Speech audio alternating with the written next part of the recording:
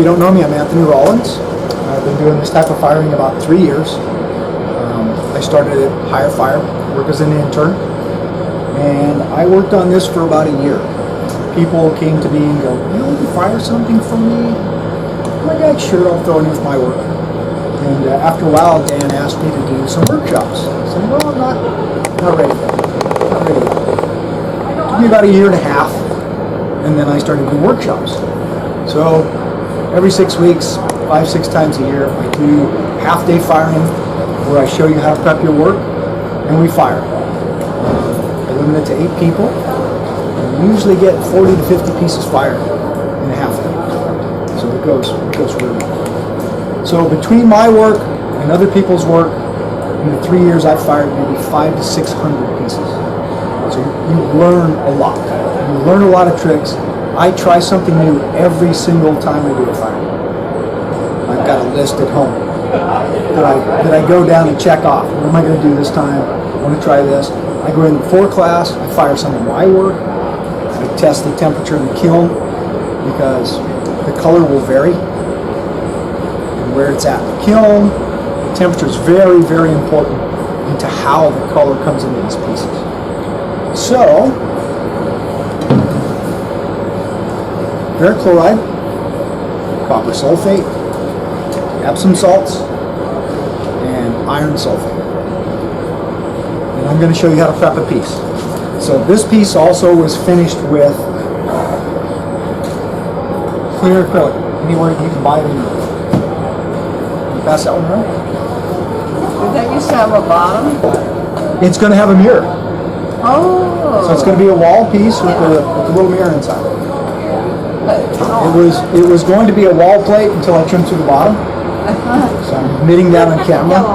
We all make mistakes, but man, that's turned it into a mirror, so why not?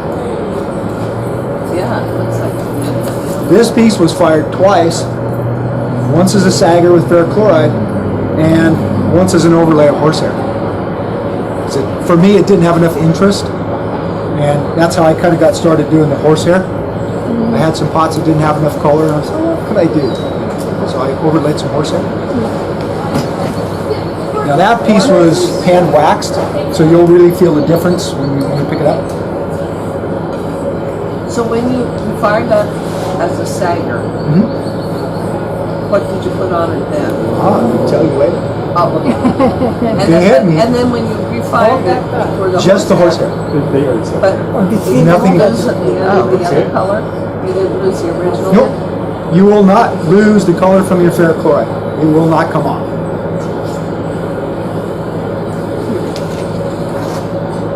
Once it's on, it's on. Once it's on, it's not coming off. You can't not bisque that back off. It will not come off. If you get a piece that's too dark, so this was actually done with sugar. So let's say I got too much on there, a piece was too dark and I didn't like it, I can re-bisque that in the electric kiln and all of that carbonization will come off. Just the black part. Just the black part, but the rest stays. And just a bit. You said ferric chloride. What were those for? Copper sulfate, I'm going to go over that again when I prep a piece. You're going to see the whole shoot and match start to finish. All right. This piece was done with ferns.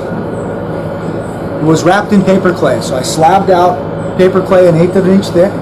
I embedded the ferns, put all my chemicals on the clay, wrapped the pot up, made a hole, and fired it. So basically I use paper clay as a saggar. And I'm going to show you the types of saggars that I use. I just want to show you some of the work first. This one, you will never guess what the color came from. I will because of it. Did you hear? Yeah. So he knows, right? Yeah. Banana skins. Oh, okay. It was wrapped in banana skins, copper sulfate, In a saggar. magnesium sulfate, and iron sulfate. And the banana skins imparted. So like the stem that didn't burn up, that would have been this part here. And then as the skin burned out, it left these colors.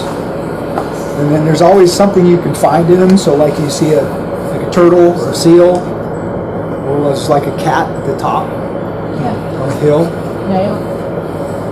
all kinds of stuff. Really burnish these. So every time you look at some of the stuff, you'll find mountains, lightning, What have you been drinking? lots of whatever they're buying. You put a terracing on first. We'll get to that. Okay. But your burnishing is fabulous. Lots of work. Yeah. This firing, I was sitting out there and heard it. 10 minutes. Is the water tight? No, Oh, it no. says not watertight. I was wondering. Right in big letters, not Yeah, watertight. I didn't read the middle part of it. So this one was saggered first because I wanted the bottom to be black. So this is sawdust. This was fired to about 1600 degrees. Really, really burn it into the terrace edge. And then I came back over the top and did the horsehair. So that was fired twice. And I'll multiple fire things. If it isn't quite what I want the first time around, so it's okay to fire it again. The clay body I use is B-Nix. No sand, no grog, just straight B-Nix. I'll throw a piece, sits on the shelf, still on the back. I don't wire them off. The next day I'll come back, or maybe 2 days, depends on the weather. I'll trim it, because I really like a refined shape. I was a machinist, so it just drives me absolutely nuts to see something that is, the artist's got to be perfect. Everything has to be right. It just drives me crazy otherwise. So I'll come back and trim that, and then I start to burnish. And so after you trim with your tool, you're going to use a metal rib. And you're going to bring up the slip, and you're going to knock out all the trimming marks. Then I use the rubber rib, like the blue one, the really hard one. You start to burnish with that. You know it's the right dryness when it shines. It starts to shine, and then that's perfect. If it gets a little too dry, then I use a glass bead, or I use like a polished stone, like an agate, to shine it. So I do a lot of work just to get it to that point. Then they'll dry till they're bone dry. Then I do the terrace edge. 3 coats, sprayed, burnished in between each coat. So I'll spray this once, burnish it with soft cloth, spray it again, burnish it with a soft cloth, spray it again, 3 coats, let those dry, bisque to 010, 1650. So that way my terrace edge doesn't chip, doesn't burn off the pot.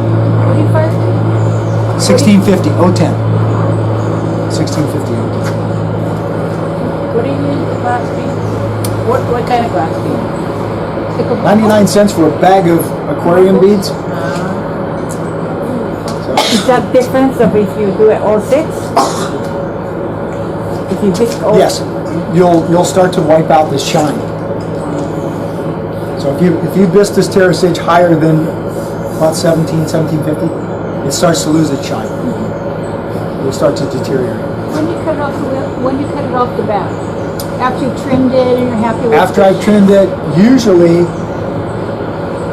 I will get 3/4 of the shape about where I want. Yeah. It's still probably moist here. I wire it off, and I make a Chuck.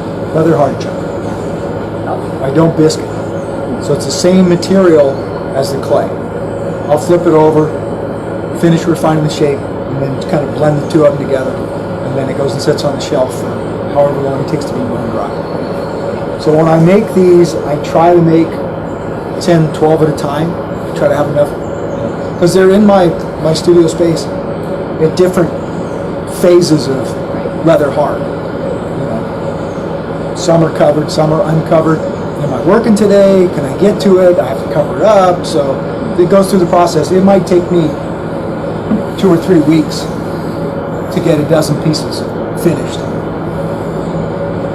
It is what it is, but that's what I want to do. And when you feel this with the wax on it, it's just really smooth, and it's very tactile. You want to pick it up. It feels so much different than the spray, than the acrylic. Okay. So there's a piece that hasn't been, that's just been bisqued, and the terrace edge. So ready to prep. 3 times? 3 times. So you can tell even then that it's still really, really smooth. So I've found any line, any drip, any run is going to show up in the final piece. That just drives me nuts. Because you do so much work to get it to that point, and then you'll find that one, oh, I scratched through that color. Oh, man. I got 3 hours in this pot. And I see it. Somebody else doesn't see it, but I know it's it.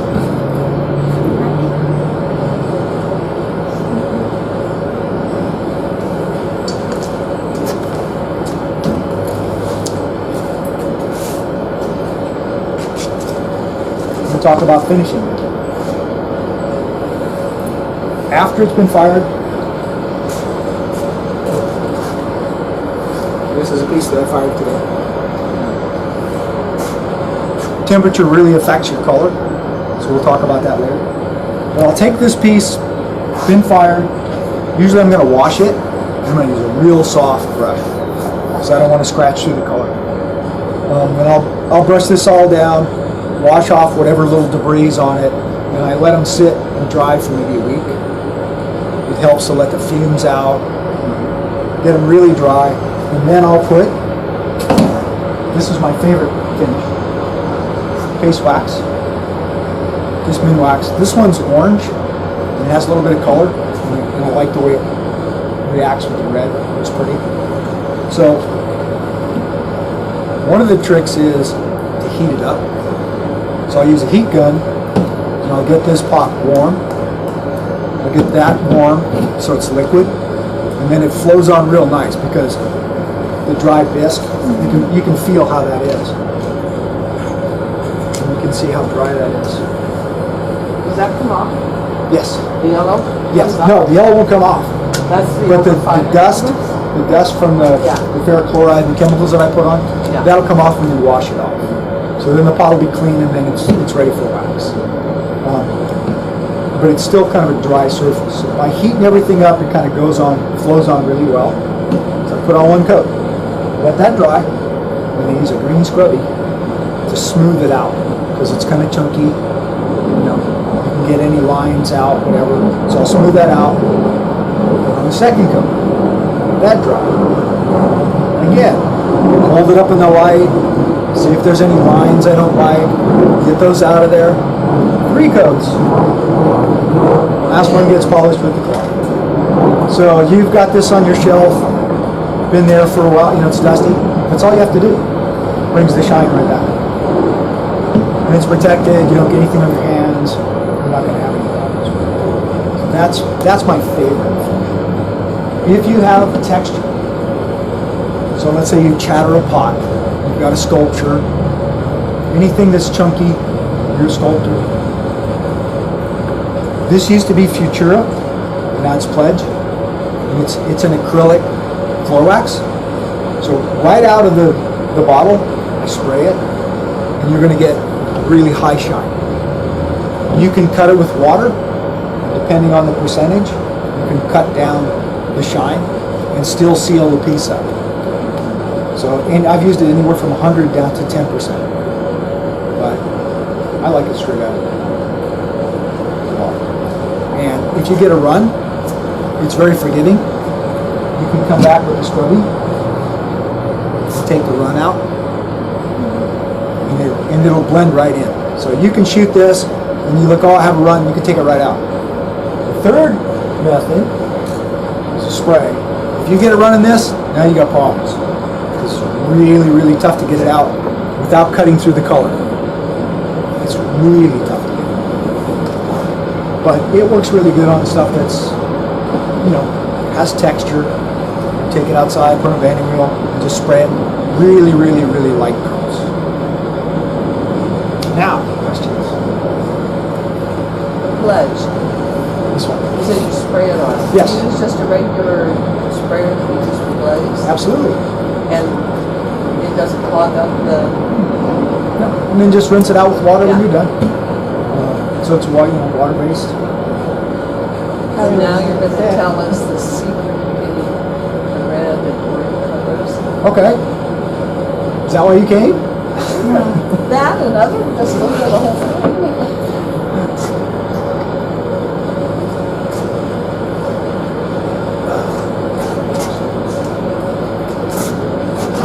Let's go ahead and prep the piece.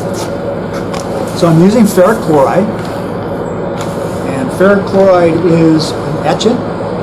It's an acid. It's iron-based.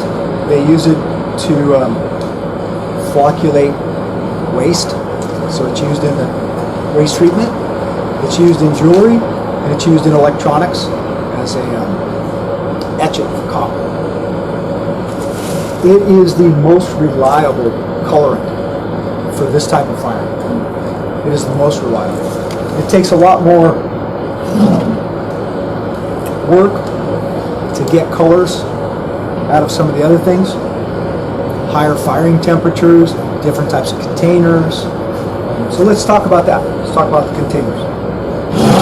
When I give my workshop at Higher Fire, most of the time it's foil. So the easiest to use, foil saggar. Very easy. It's fast.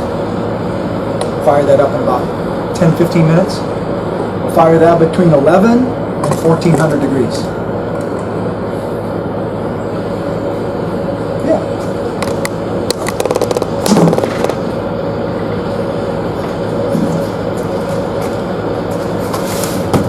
And I can fire a lot of pieces. So if you come to one of my workshops, it's nothing to get 40 pieces done in an afternoon. Really? Yeah.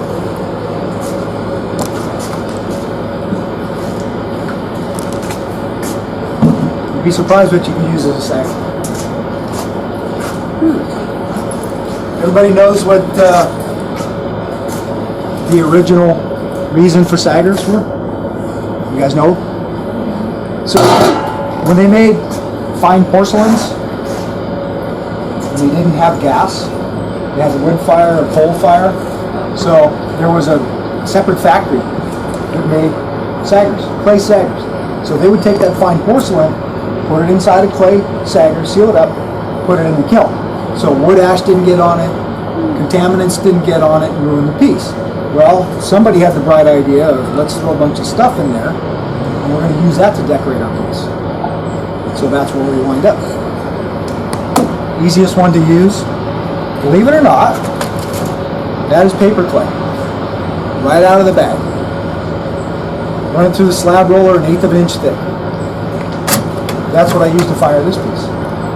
So I embedded the leaves right into the paper clay, put the chemicals right in the paper clay, wrapped this piece up, put it in the raku kiln and fired it just like that.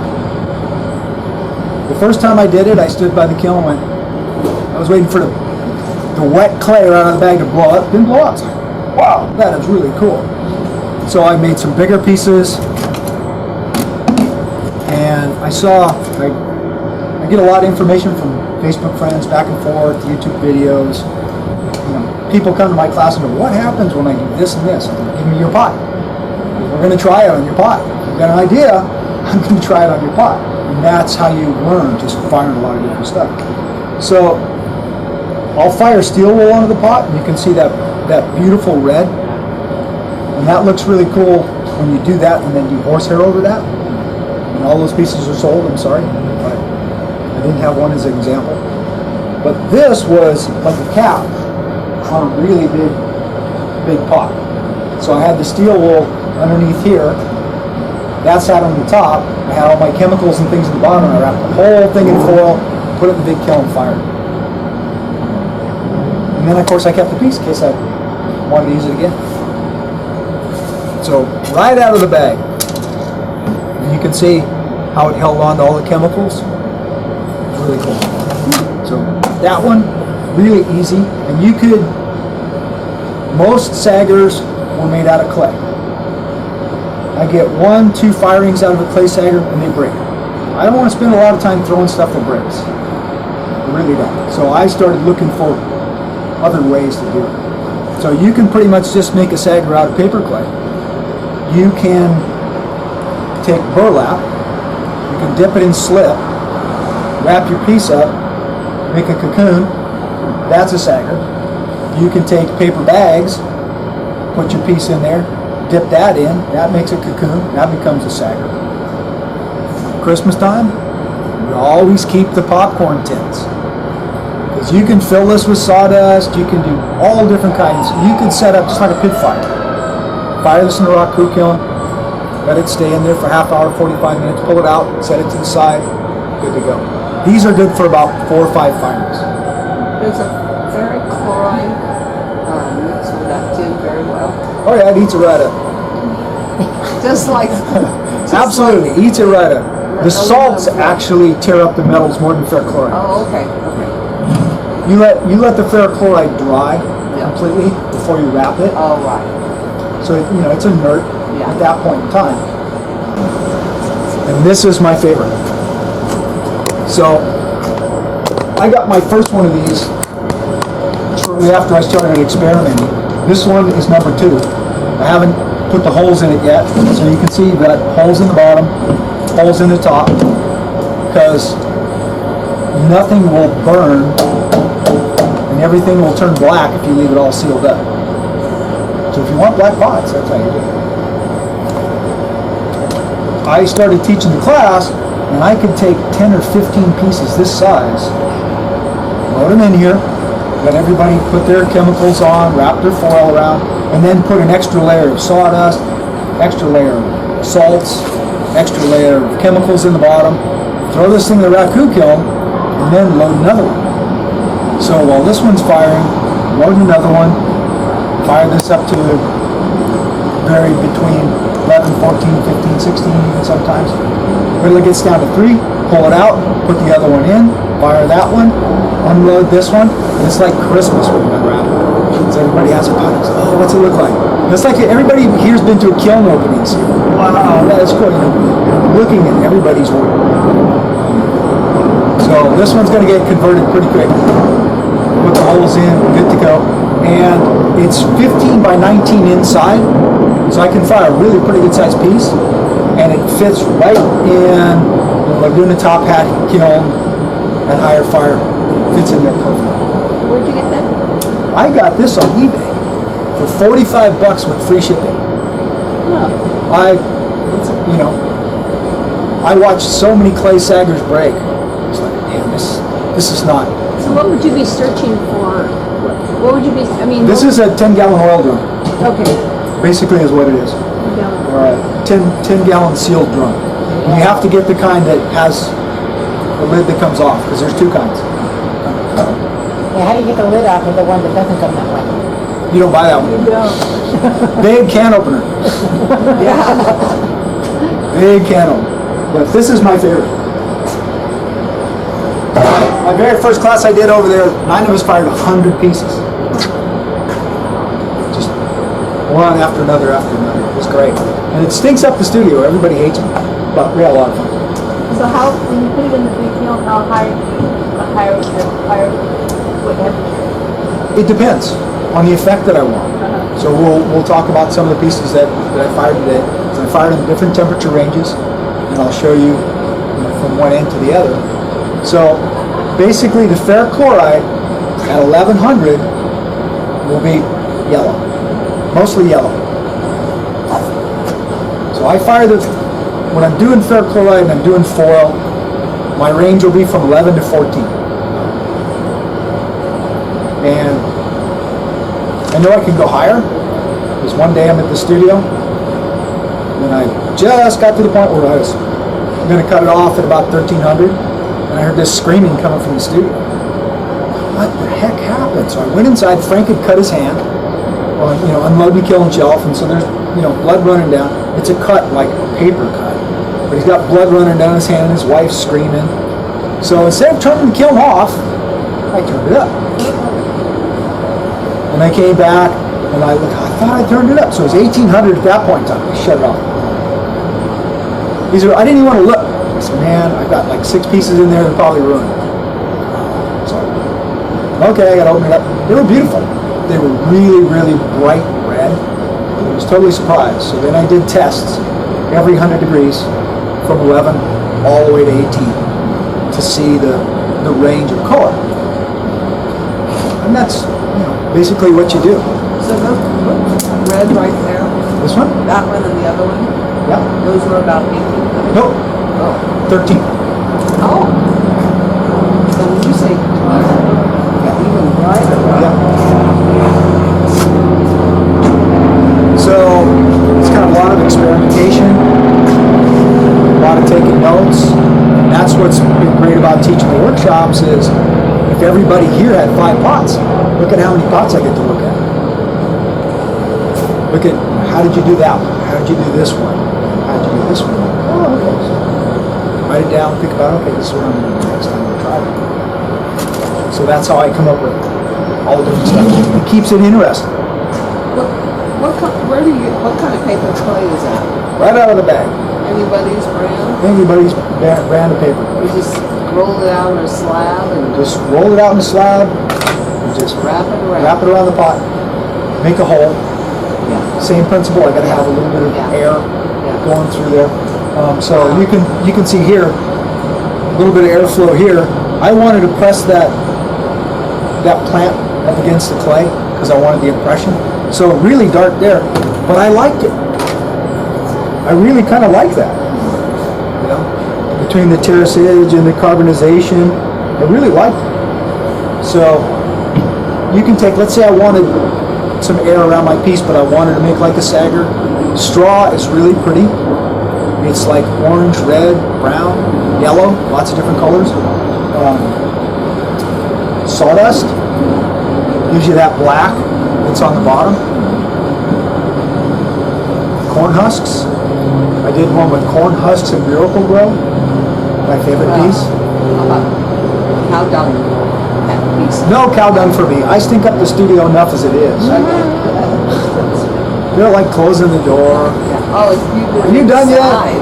We do it in the garage and higher fire. Yeah. I usually go and fire my work really early. I didn't figure out what chemicals you want to use. Like, you mentioned Miracle Grow. You mentioned Miracle Grow. How'd you come up with that? Is that you're looking at the chemicals that are involved in things, or just basically, hey, let's try this? Yeah, I'm always reading, researching. I started out looking at Charlie Riggs's videos.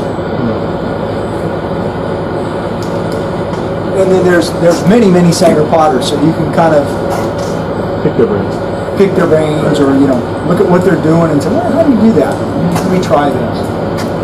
Miracle Grow has iron in and copper. So you need 3 things. I need iron, I need copper, or I need manganese. One of those 3 things will get me some color on my pot. So I fired some different temperatures today. Just to kind of show you. So that's the first one that I fired as a test. I'll usually take my work and do the first firing, and I'll start right at 13. If it's too dark, I back off to maybe 1250 or 12. If people want yellow in their work, you might come down to 1150. If they want it more to the red, want a little darker, and I stay up around 1350, maybe even 14. When you get way past that, they can turn brown and kind of lose all interest.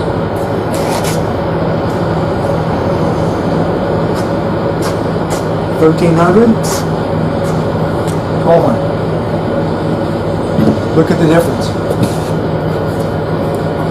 A lot more Same yellow. chemicals? Same chemicals? Same exact chemicals. The only difference is that is 1 horsehair. Wow. 1 single horsehair tied around the pot. And then 1 horsehair created all of that.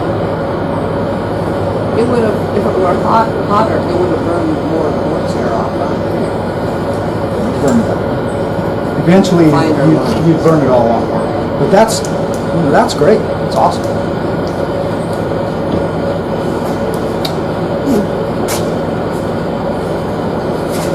So here's the fun part that everybody waits for. 13, 12, 1250.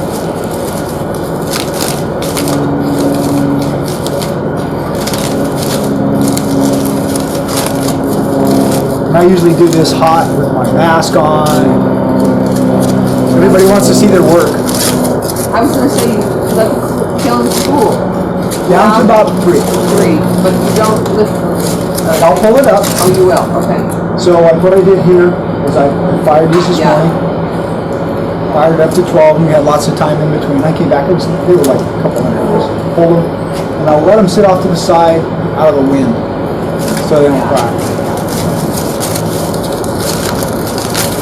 But when you're doing a class and everybody is wanting to see their work, it's like, yeah, I got the hot gloves out and I'm pulling them out of there at 500 degrees. Yeah. Oh, cool.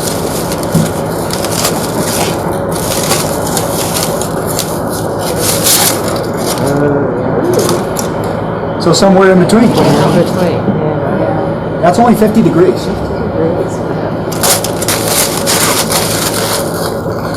So it's important. I have my own pyrometer.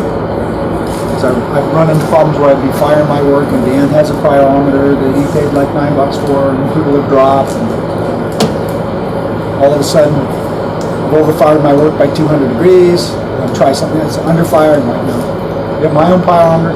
I know what it is. And so I'm able to make an adjustment from 12 to 13 to 1250 and kind of get a pretty good idea where I'm going to be.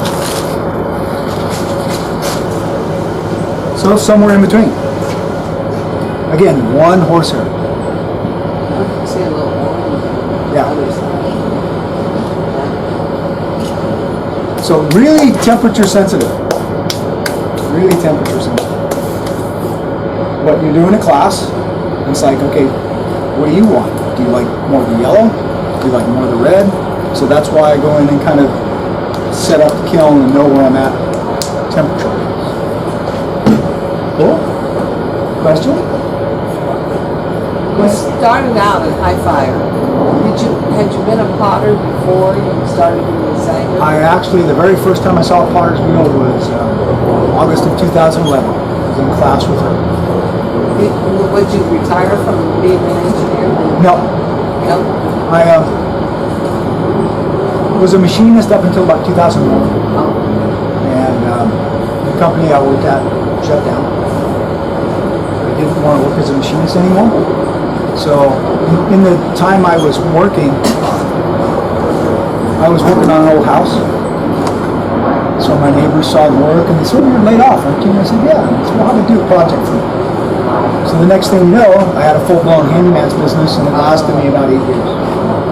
So I've done plumbing, electrical, carpentry. I was a machinist. I could weld. I've worked with my hands all my life. So I caught on to this pretty quickly. Yeah. And I went back to school in, 2011. And I had some arthritis and some back issues and I needed to find something else to do. And so I was very fortunate to get a grant. And I actually went back to school to become a photographer. And of course, you've got to take an art class, and they took pottery. Because I work with my hands, it suited me a lot better, and I enjoyed it. It caught on with me, and at that point in time, I said, okay, this is what I'm going to do. And at the end of 2 years, I worked at Higher Fire as a member, and I needed a job, so I got out of school in May and went to work for Dan in June. I stayed there, and I'm still teaching there. But I stayed and worked as an intern, just learning how to mix glaze and clean the floors and making traps and firing the kilns and every other nasty, dirty job that we can do in the studio. And then I wound up getting a job with the Hayward Area Recreation Park, which is 10 minutes from my house. So I do all the firing at Luke's Park, mix all the glazes for both studios, and I teach a class there. Great.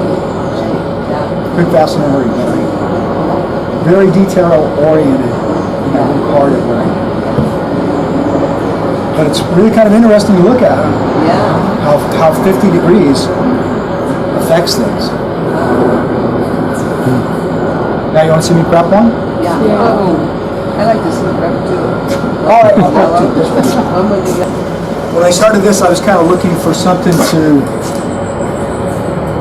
differentiate my work from everybody else's. You know, a pottery studio and you kind of, maybe you start copying other people's work.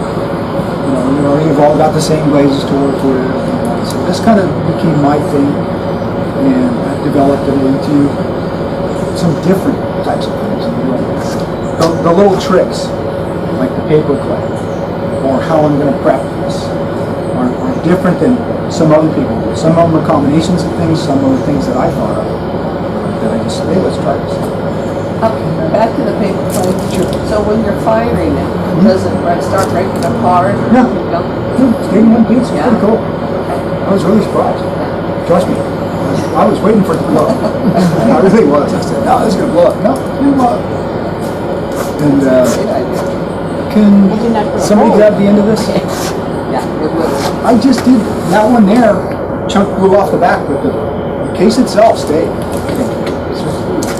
So again, ferric chloride is an acid. Borrowed these from the dishwasher. So gloves, glasses.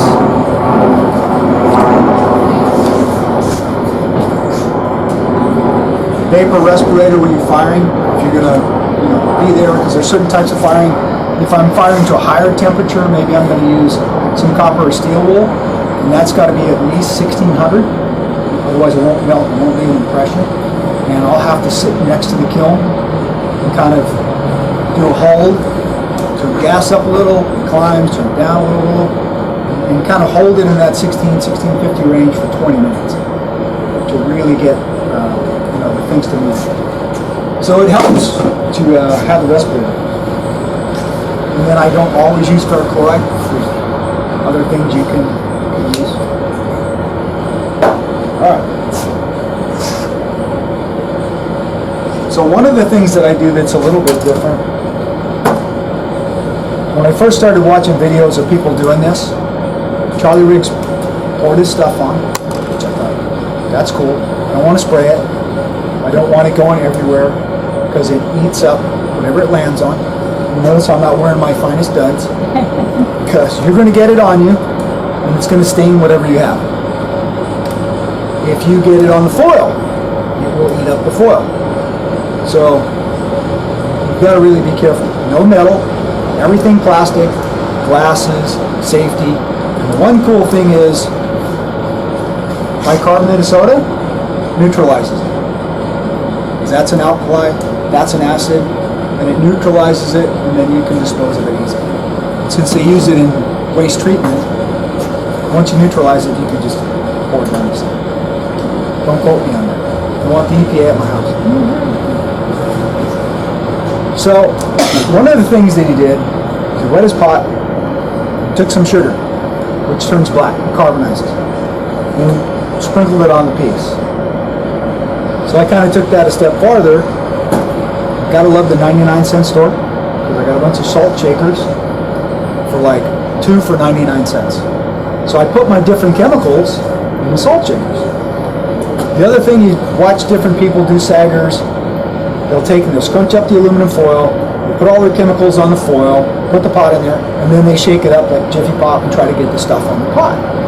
It doesn't stick. It's random, it goes wherever. So I took the first method a little further. I put all my chemicals right on the pot.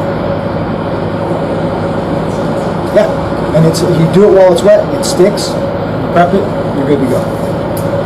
There is, Sandra, behind you, some newspaper sitting over there.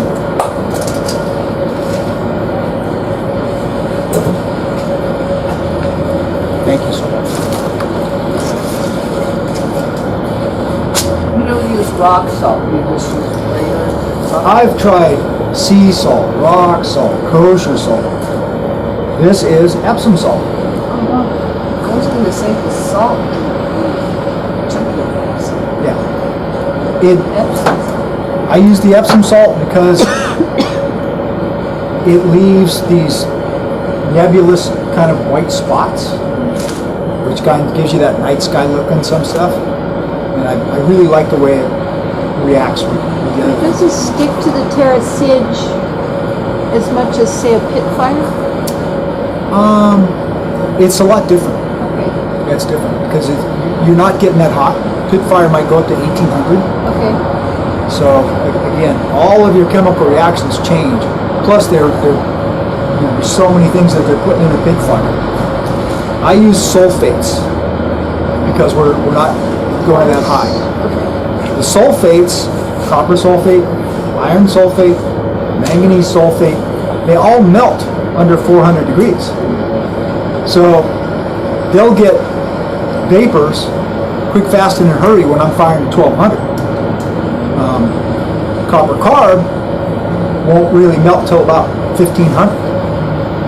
Iron oxide won't melt till like 15, 16, 1700. So you have to get way up in temperature to really get those to work. Since we're doing a real quick low fire, I need things that are going to melt. And they're cheap. So I buy all my stuff on eBay again from Alpha Chemical. So I get like 5 pounds for $10 with free shipping. 5 pounds lasts me for a long time.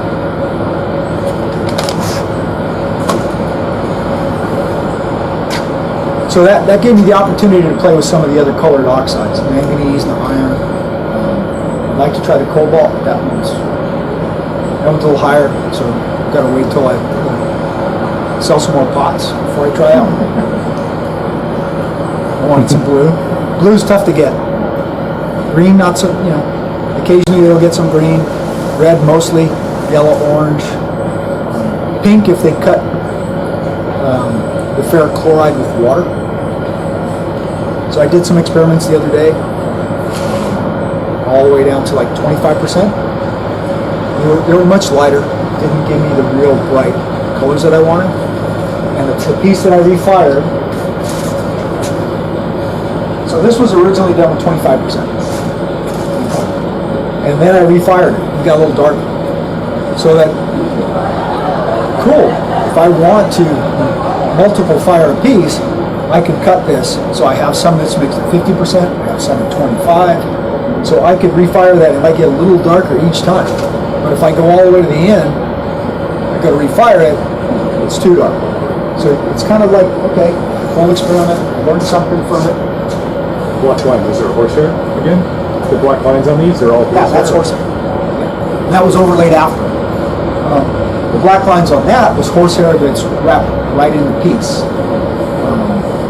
Which is kind of cool. It depends on what you're... What do you mean overlay after? I'm not sure what you mean by overlay after. You put the chemicals on when you put the horsehair on, or as opposed to the other piece?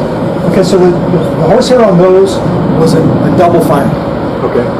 Saggered once, Right. and then the horsehair was laid over while the pot was hot. I refired it again, pulled it out, overlaid the horsehair. I see. The ones that we did here, One shot. so this was tied around the neck of the pot, and then wrapped up in foil, which we'll get to, Right. and fired right on. So that's just, I didn't do that on purpose. I just wrapped it up, just followed the curve. That's cool. This is the fun stuff. When you get to open it up, wow, that's really cool. So here that horsehair broke in half, and the piece that was down here kind of continued around. Totally unplanned, but cool stuff. How much would you pay me to do that? It's going to cover the 100 pots it might take me to get that to do that again. We dilute the ferric chloride when we use This is straight out of the bottle. Straight out of the bottle. Can you get this bottle from Alpha Chemicals? This came from, I forget the company, but you can look up, well, this is Sierra Chemical, and they are in Sacramento. And that whole gallon cost $45. If you buy that from a supply company that we won't mention, it's 20 some odd dollars for a quart. And of course, as much as I use. The other thing is, you can buy dry and mix what you need. And I got a few months ago, I got an email from Jill Getson, who used to be part of the old wonderful lady. She was going to do some Saggers in Hawaii. So she wrote to me and asked me where she could get ferric chloride, and I pointed her around. And she said they won't ship it to Hawaii, liquid in a plane. And so we found a dry chemical maker and was able to get it to her in dry package. She mixed her own, and everything went fine. Put it in the bottle. Put it in the bottle and float it. Yeah, I'm sure they'd appreciate Does it. it work as well as the liquid? I don't know. Yeah. We'll have to call her up and ask Okay, her. all right. But she did show me the pieces, and they looked okay. Yeah, good. She said she was giving a demo for a bunch of high school kids, and she was kind of getting frantic at that point in time.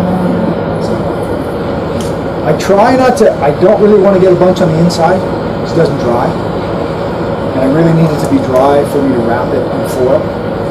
Because I'll even show you what happens when you drop some of this on foil. So basically, just pour it.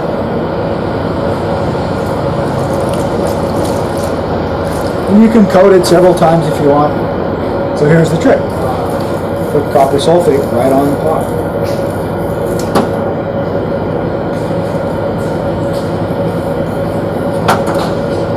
Gotta watch out with the sugar though.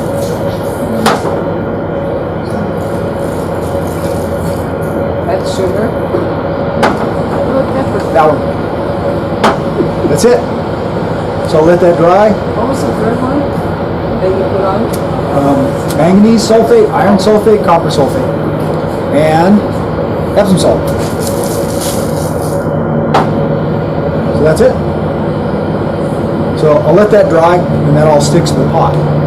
So I don't have to worry about shaking it up, trying to get some coverage on the pot. It's right where I put it. Now, if you wanted to wrap that with banana peel, say, or something else. I wouldn't use any of this. Oh, okay. Could you if you... You could. There's no rules, right? You could? No, there's absolutely no. You make them up as you go. Okay, all right. Corn husks were kind of cool because they, as they burn, they leave this kind of upward leaf type of pattern. You would do any of the chemicals, or you would do like acid and any other stuff? The acid first, Right. Right. Then the banana peels and all that. and then everything is just going to stick to that. Right. Which that's something that I'm doing. And of course, when they see this video, then they'll be doing it too. So the acid is sort of the base, and then you sort of go It from is. there. It's the most reliable colorant at this temperature. It is the most reliable colorant for this type of fire. I know that I'm going to get color. I've had other times where I try a bunch of different stuff. Nope, nothing. Okay, let's try to go back to the drawing board. The white one with all the horsehair. It didn't have that. Did that one have that? No ferric chloride on that piece. None whatsoever. And the piece with the fern leaves was done with the 25%. Because I didn't want it to be too dark. So I knew I could make it darker if I wanted. Did you get my video? You're gonna owe me some like copyright.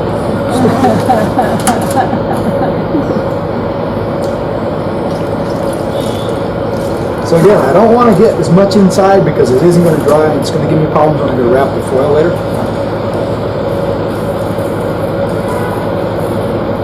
What kind of that comes out?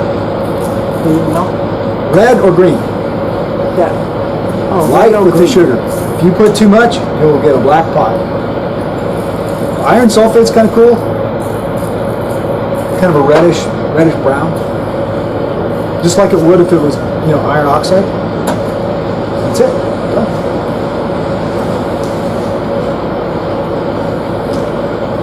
If you let the ferric chloride dry, Yes. and then specifically kind of poured it in different areas, are you going to get more red, or It'll does it not? wash off the chemicals that I just put on it.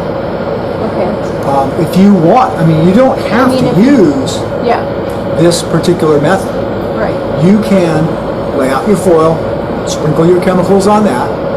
You can double dip, triple dip the ferric chloride. Yeah, that's what I was asking. You can do a lot of different things, Does and that you're going to make get the some color- variation. So that makes a color variation, but We'll get is some it worth variation. going to that trouble to double? It isn't that noticeable. Okay. It really isn't that noticeable. If you pour it on a piece and you have bare spots, then it's very noticeable. Sometimes it's too much.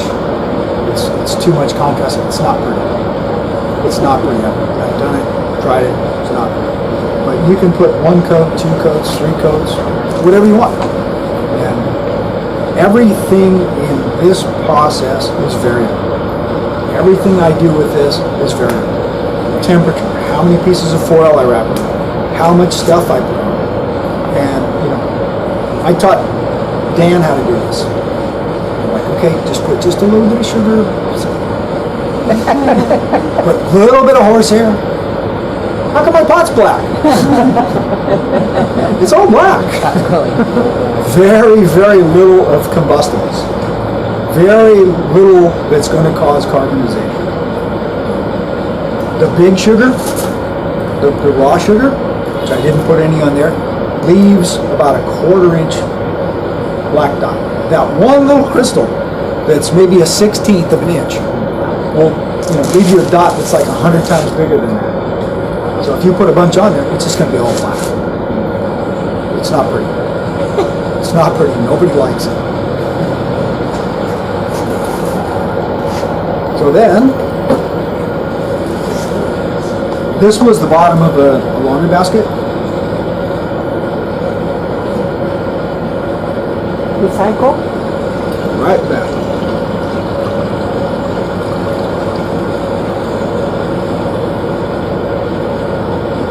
And I keep this just for this purpose. You don't put I your can laundry just- in it? Pardon me? You don't use it for laundry? Not anymore. Just my shorts. Gotcha.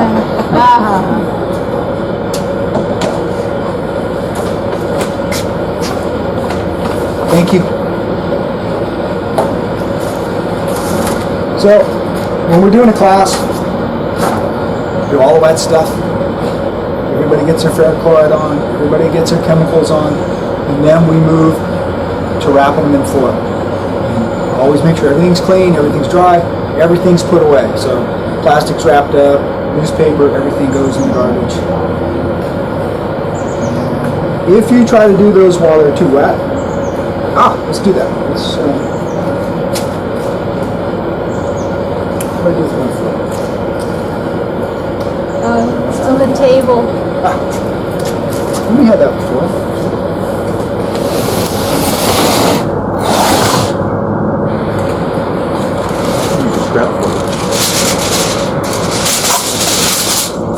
So here's what happens.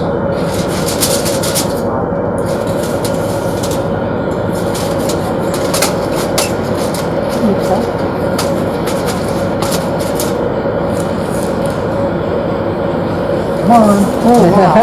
Smoky. See? So it'll just basically start heating up, it'll burn it right up. So you've got to make sure that your piece is dry before you wrap it up. Because that's the one that I was going, what's all this stuff? I forgot. There was some ferric on the inside. I turned it over and I was talking about it and it got hot. Okay, put it down. So that's what all of that like powder and dust was on the top. It was deteriorated aluminum foil. So the piece has to be totally dry before you cut it. Fun though. Always makes for a good demo. Under a higher fire, this temperature you mentioned for doing the, is that lower than normal? Or Yes. lower? Yeah, it's softer than normal. So when you give seminars, it looks like you want to have a lot of pieces already grown. Exactly. So if you wanted to come to one of my workshops, it's best to have it's very, very time consuming. Most of the people that I teach how to do this don't have the patience to trim, to burnish, to polish, to tear a sidge. Right. They want, they'll get about a third of it done. It doesn't look the same. I mean, there's some pretty stuff. There's one young lady that comes to all my workshops. And she's had some great success, some beautiful stuff. But it's kind of missing that finish, that really fine Wally Asselberg stuff where it's just gorgeous. It just shines. It's beautiful. But when you burnish, does the tear sidge then not necessarily stick? No, it sticks fine. Okay. It sticks Because fine. it's just another layer of clay. Exactly. Okay. All right. And But then you're by spraying it so you don't have drips? no drips. Okay. So I used to do the banding wheel, Yeah, the brush, yeah. and you got all these lines, Yeah. and you got to run, you got to drip. Yeah. It's like it doesn't come out. So is your terracage the same clay body as what you're throwing? Oh, you want the recipe? Yeah, sure. Absolutely. So basically it's Linda Mao's recipe double. So I use 12 cups of water. Right. Ready? You got her recipe now. 8.5 cups of OM4. Okay. 3 teaspoons of sodium silicate. Okay. And I will let it sit for a day, 2 days, 3 days. It depends. I don't even worry about it. I just put it in there. Let it sit till it separates. And then I siphon out the middle. So I've got a plastic jug that's all marked off. 12 cups. So anytime I want to make it, I just fill it up to that line. Put my OM4, put everything in there, shake it up, let it sit on the shelf. That makes about a quart. 12 cups of water, 3 cups of what? 12 cups of water, 8.5. It's OM4. It's Old Mine number 4 clay. Okay. It sticks to everything.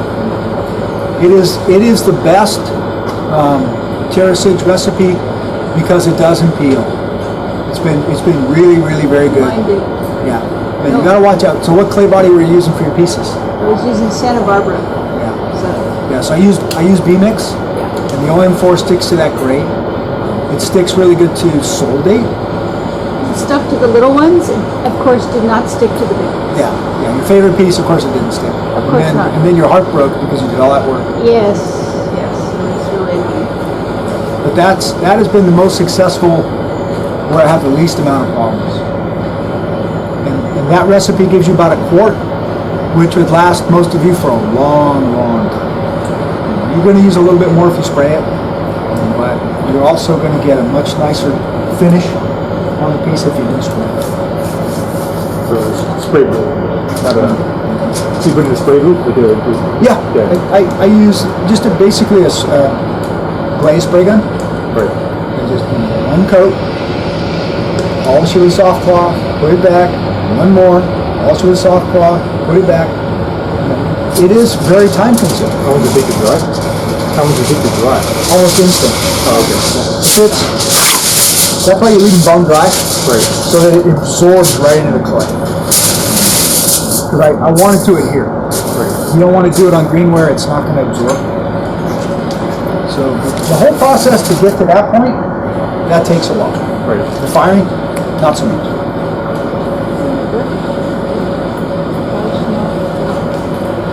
All right, you dry, don't set any fires. I have all my stuff is already on the pot.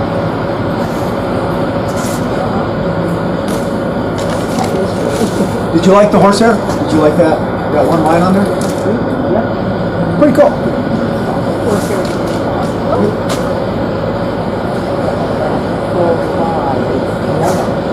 You tried other kinds of hair? Have you tried other kinds? You have something in mind? Here. Here's some of my beer. She's probably the only one that could tie it all the way around. There you go. So basically, that's it. Wherever it winds up, when I put this over it, I'm not trying to plan anything. And I want to carefully first crinkle it up. Almost forgot. So that gives me air pockets, gives you variance in air and reduction, and sometimes the ferric chloride will react with the foil, and it gives you patterns. So you can see that in some of the pieces. You'll see that crinkling pattern, and that's from it reacting with the foil. So you want to kind of carefully, without knocking all your stuff off there,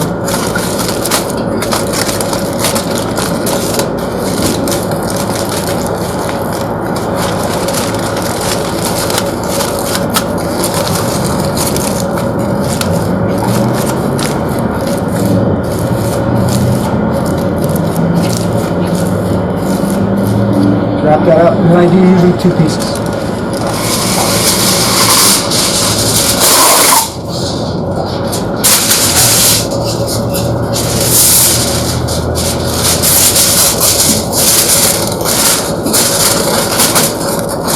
You can do 1, you can do 3, you can do whatever you want. Again, everything's variable. If If you do one and the foil breaks down, oxygen gets in there, it affects the chemicals underneath. It might give you a flash, it might give you a pattern, it might give you a lot of stuff. Pretty consistent results with 2 pieces.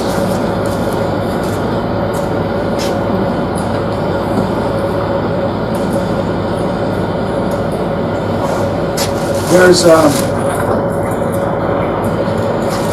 was going to do some horsehair today too. So there is a problem with this blanket being wore out. It caused a lot of smoke. So I didn't get to do horsehair for you, but I'll still show you the method that I use.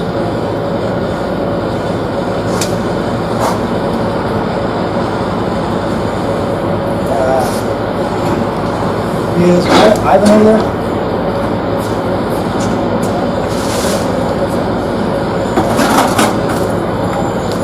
So when blew our pilot out? Oh. Let me go get him.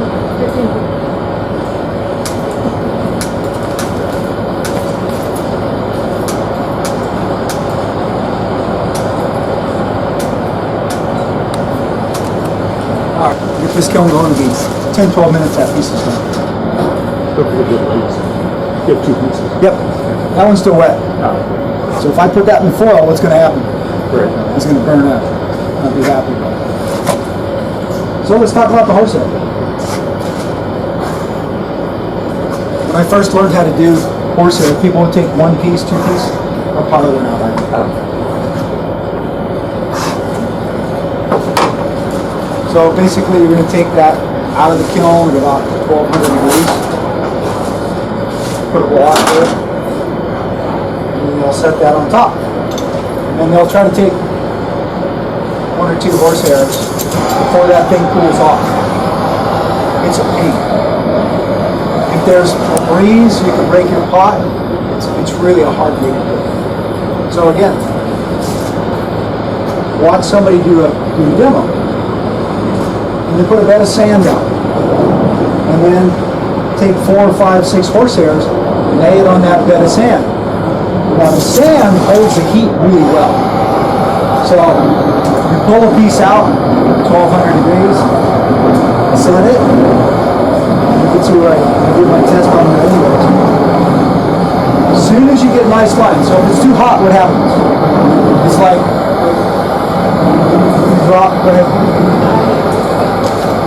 No, like when you drop water on a hot frying pan, it just goes, so it'll just sizzle off.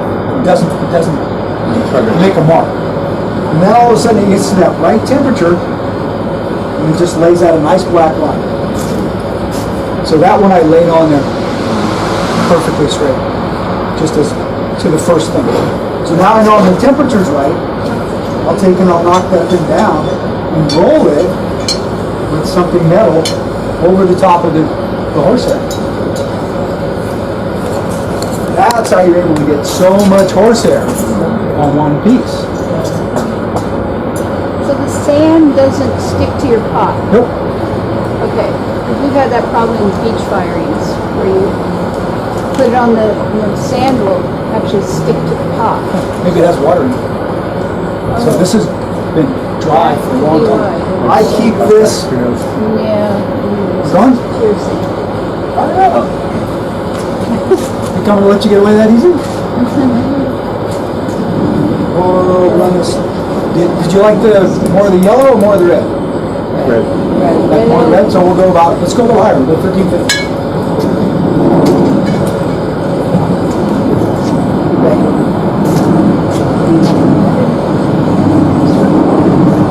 So you don't warm it up, just break it right up. Yep. I usually go slow until about 600. Yeah. Crank it up. I've broken you wow. Actually, with this type of firing, I haven't broken a long time. On a multiple firing, sometimes if I've done something with like a really long, pretty neck on it, that gets kind of fragile. You go in there and pick it up, the top comes off. But I purposely threw these because I knew I was going to do this demo, so they're kind of short, small necks, kind of solid. Nothing worse than doing your demo coming out with half your pot. Right. It's not good. So that allows you to put a lot of horsehair on. And one of the things that worked really well for me was doing steel wool and getting that really nice reddish pattern, like the piece I showed you, and doing the horsehair over the top. And we could just add all of these mountains and valleys and kind of stuff. It's really cool stuff. And all of those are sold. I wish I could show them. So, but you can look at my Pinterest page. There's all kinds of stuff on there. I have my own pyrometer for the very reason that I need it to be accurate.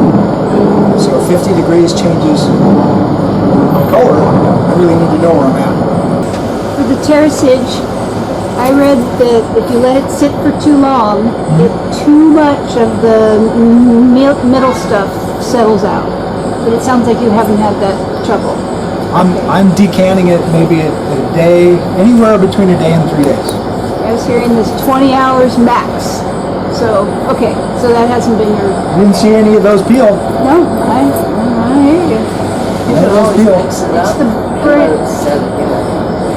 Oh, Good. I mean, if you're worried, if it's that too long and you're worried about it, you could just mix it up again and let it resettle. I don't see why you couldn't. you do the Saggar and the electric coming on? No. The salt will eat up your elements. So you cannot do it in your electric.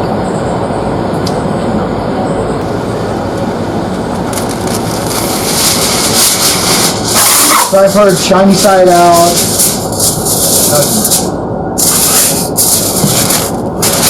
You want the white clay. Yes. Now you can use a dark clay body if you want. Not too dark, but you can use maybe an LB blend or a T2 or something that's a little bit groggy, and it's going to be much warmer. It's going to be much browner. This gives me the opportunity for lots of different palettes. I mean, those are all the same clay body, and look at how many different colors we get.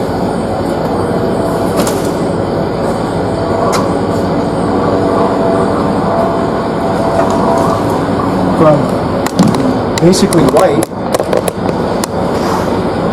to red to almost black with the same clay body, just by adjusting, the firing.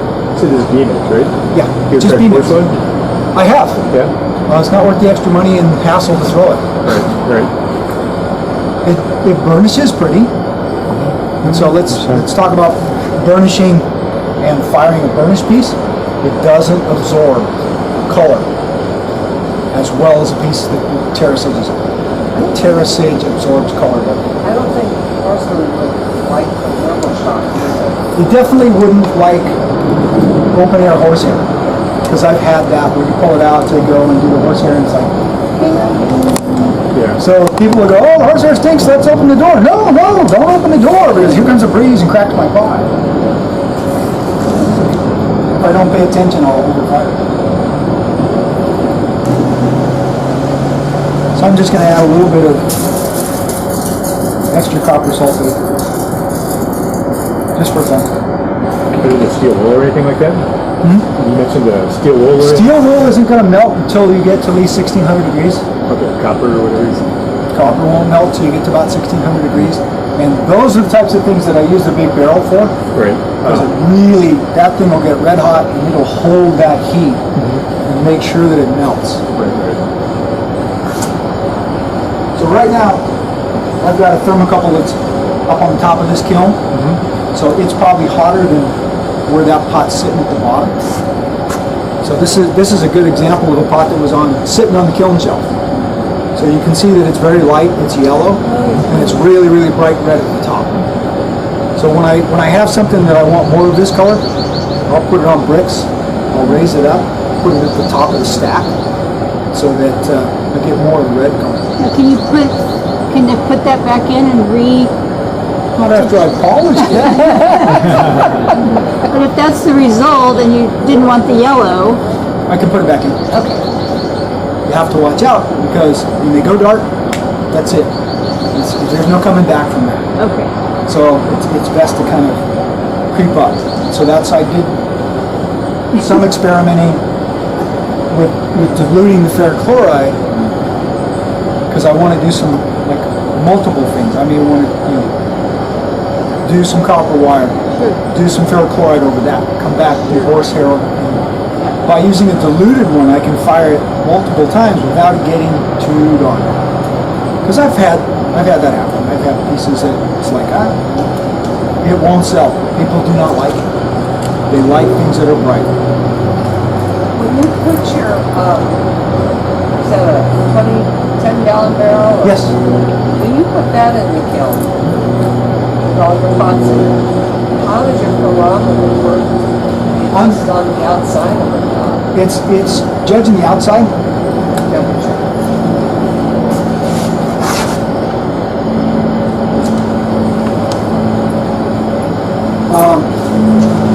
And it's kind of a gauge, and that's why I'll fire one piece first, usually my piece. When I'm doing a class to see where I'm at, because every kiln's different. So I usually start at 13, and then either adjust up or down. The barrel, I might fire it, you never know, I might fire it up to 1700. It depends on what I have in it. If I have metals in it that I want to melt, I might take it that high. And I won't know until I've done one. Open it up and say, okay, well, it wasn't hot enough, it was too hot, whatever.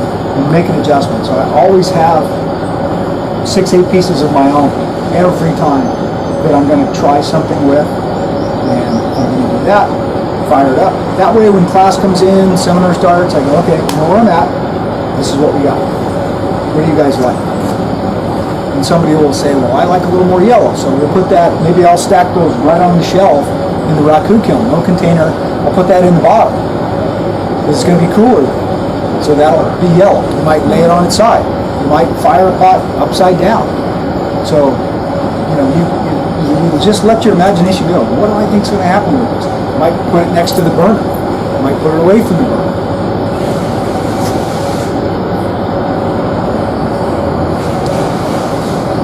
What kind of heat gun do you use on the mini wax? What kind do you use like a paint heat I gun? got a Porter cable. Works really well. Electric heat gun. And so I did these all the other day. I just basically set everything in the sun.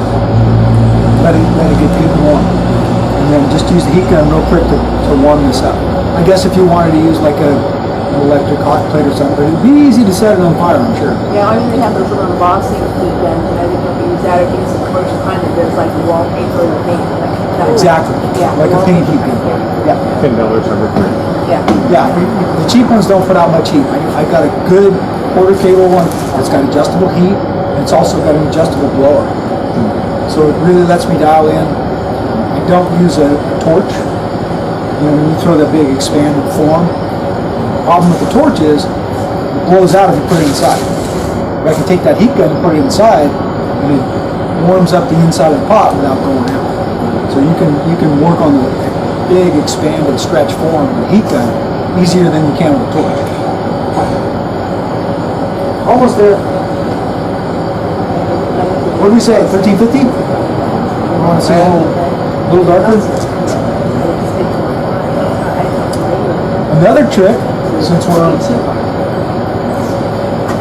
let's say you chip your terrace edge. So Now you tell me. I actually did patch a piece on here that chipped. I dare you to find it. So that is black acrylic paint.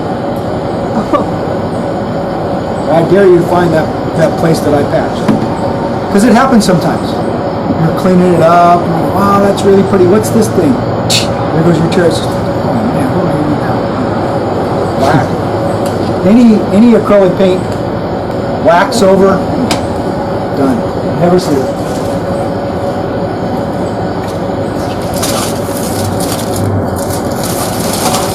So there's lots of tricks.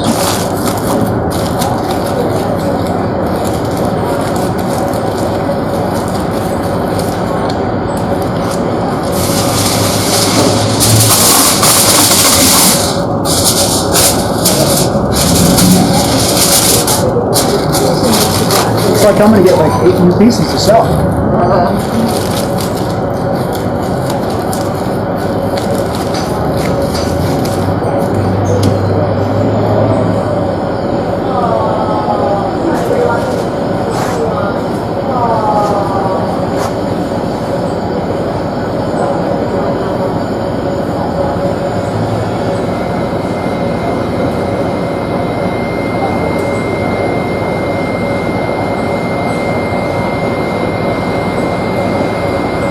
that's it. Firing's done. Woo! What happened? So I'm looking for, I know I'm at the right temperature.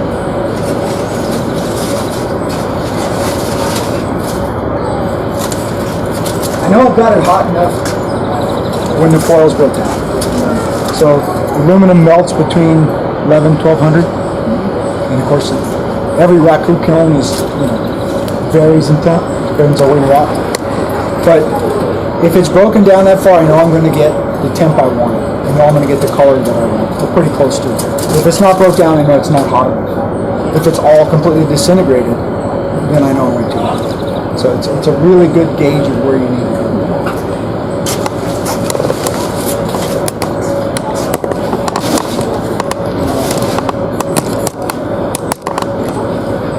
Questions? Since we got 15 minutes and I can't do horsehair? Questions? Did I dump enough information on you guys?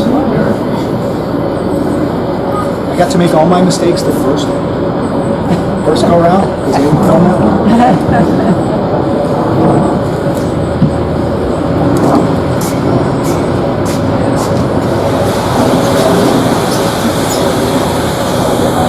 So I'll usually let that go down to about 300, pull it out, pop it open. I've got a mask on and everybody gets to see their pieces. We will probably be done by the time that cools off. Not today. No, probably not today. Well, sometime today because I have to take it home. You got all the chemicals? I use other chemicals too that are like really nasty. Stuff that I found in the old studio that nobody knew what it was. I had to look up in my old blaze books. Potassium dichromate. They use it to make low fire orange, I think. Potassium dichromate. So this reacts with the foil and gives you really dark and gives you lots of the patterning. Sea salt, like she said, sea salt. I've seen kosher salt, used all different types. Epsom salts for me. Magnesium sulfate basically is what it is. That is most consistent and works best for me. Cotton carb, soda ash, another salt. Another one to try. What color is the soda ash? Pardon me? What color is the soda ash? I don't know. Let's try it. Let's try it. Probably you're going to get from soda ash, you're going to get this white speckle because it's a salt.